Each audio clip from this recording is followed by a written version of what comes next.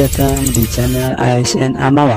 RUU tentang perubahan atas Undang-Undang Nomor 5 Tahun 2014 tentang aparatur sipil negara telah disahkan di rapat paripurna DPR RI, di mana ada beberapa penataan-penataan yang kembali direvisi di dalam RUU tersebut. Ada 7 dan salah satunya yaitu terkait dengan penataan tenaga honorer di seluruh Indonesia. Untuk membahasnya lebih detail, saya sudah bersama dengan salah satu Wakil Ketua Komisi 2 DPR RI, yaitu Bapak Junimart Girsang dari fraksi PDI Perjuangan untuk daerah pemilihan Sumatera Utara 3. Baik Pak Junimart, Pak, ada 7 Pak menjadi fokus dari revisi ASN ini Pak. Kira-kira salah satunya yaitu terkait dengan penataan tenaga honorer. Ini kenapa ditunda Pak terkait dengan penataan honorer ini menjadi Desember 2024 Pak? Ya, terima kasih. Yang pertama tentu alhamdulillah puji Tuhan bahwa pada rapat paripurna ini ya pada pagi siang hari sudah diketok dalam rapat tingkat 2 tentang RUU ASN ya.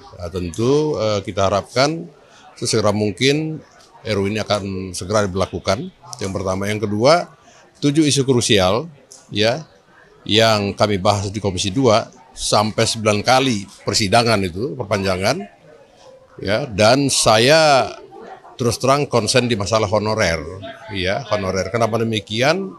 Karena honorer ini adalah anak bangsa ya yang harus dijamin ya kepastian tentang pekerjaannya. Yang pertama, yang kedua, honorer ini kan menurut hasil hitungan kami di lapangan 60% ya tenaga kerja di perkantoran se-Indonesia itu ya adalah tenaga honorer. Yang ketiga, kalau misalnya tenaga honorer dihapuskan ya pada bulan November tahun ini sebagaimana surat edaran Menteri, tentu akan stagnan ya kerja-kerja pemerintahan di pusat dan daerah. Nah, yang keempat, dalam rapat-rapat kerja dengan Menteri Pan RB, jelas saya menolak supaya dihapuskan, bahkan ditingkatkan. Nah, ini yang menjadi waktu atau tempo yang lama sampai 9 kali masa persidangan kita perpanjang ya untuk memperjuangkan para tenaga honorer dan diangkat menjadi P3K.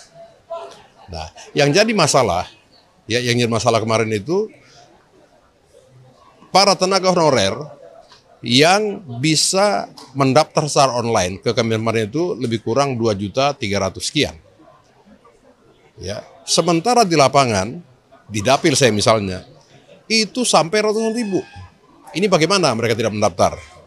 Nah, kan? Nah, terus saya membuka online pendaftaran ya di DPR, itu mendaftar lebih kurang 3.338 yang belum terdaftar di Kemenpan atau BKN.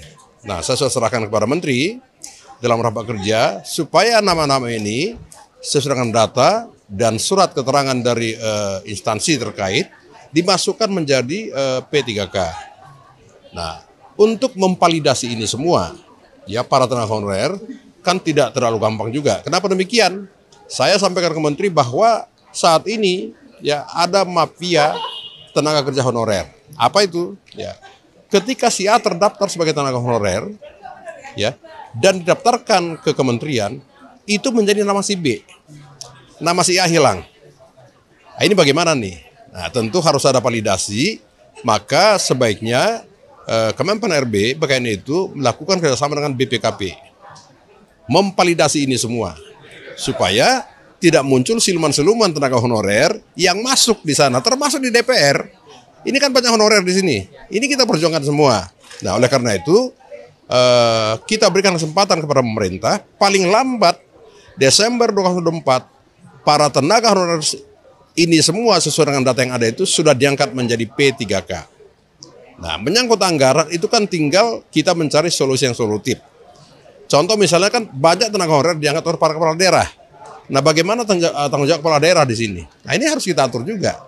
Nah, yang terakhir paling pokok sampai kepada Menteri supaya membuat surat edaran kepada semua kepala daerah, provinsi dan kabupaten kota itu tidak mengangkat tenaga honorer lagi.